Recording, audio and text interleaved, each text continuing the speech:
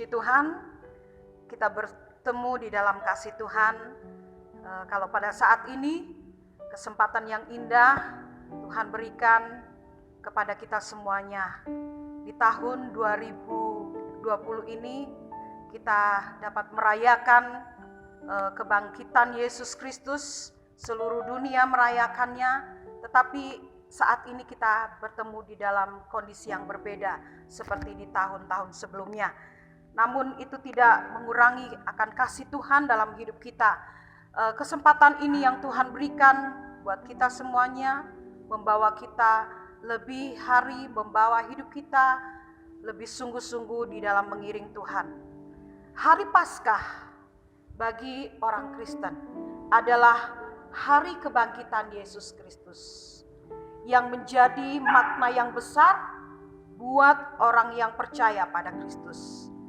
Kematian Yesus tidak seperti kematian orang biasa, tetapi kematian Yesus mengerjakan rencana besar Allah dalam dunia ini. Seperti di dalam 1 Korintus 15 ayat yang ke-54 mengatakan bahwa maut telah ditelan dalam kemenangan. Kesempatan ini saya akan berbicara tentang kebangkitan Yesus menjadi kebangkitan kita.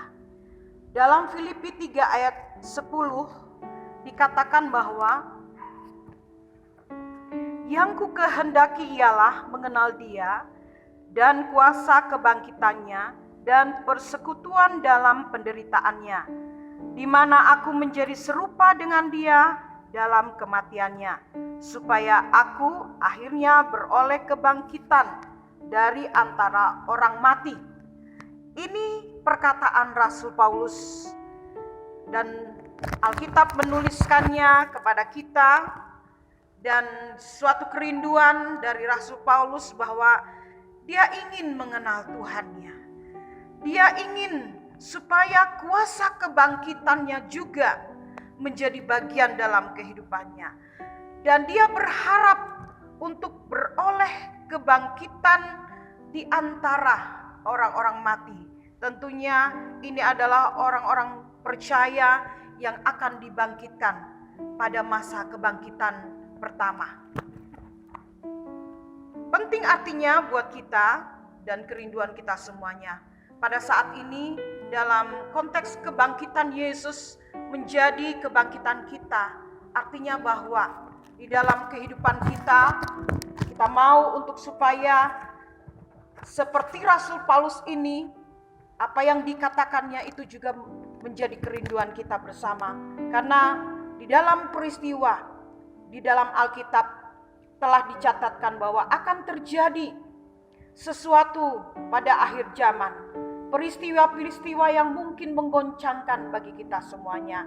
Di antaranya adalah seperti yang ada di dalam artikel renungan kita yang sudah dijelaskan bahwa gereja akan disempurnakan.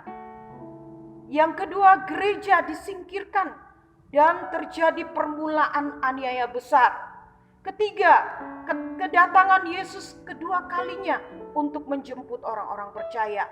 Bahkan kebangkitan pertama dari orang-orang percaya. Kemudian yang keempat, kita akan masuk dalam masa 1000 tahun damai, di mana tidak ada penderitaan, kesakitan, air mata. Yang kelima adalah kebangkitan kedua, yaitu orang-orang yang berbuat jahat, yang tidak percaya kepada Tuhan, bahkan juga kebinasaan iblis. Semuanya dalam Alkitab dicatat dengan jelas. Dan kita melihat bahwa semuanya itu mengingatkan kembali kepada kita bahwa hidup ini adalah kesempatan. Kalau kita boleh ada, semuanya itu adalah kesempatan yang Tuhan berikan buat kita. Di dalam 1 Petrus 1 ayat 18 sampai 19. Ingatlah kalau hidup kita ini telah ditebus dari cara hidup yang sia-sia. Untuk itu janganlah sia-siakan waktu dan kesempatan. Pandanglah pada Tuhan, bukan pada dunia ini.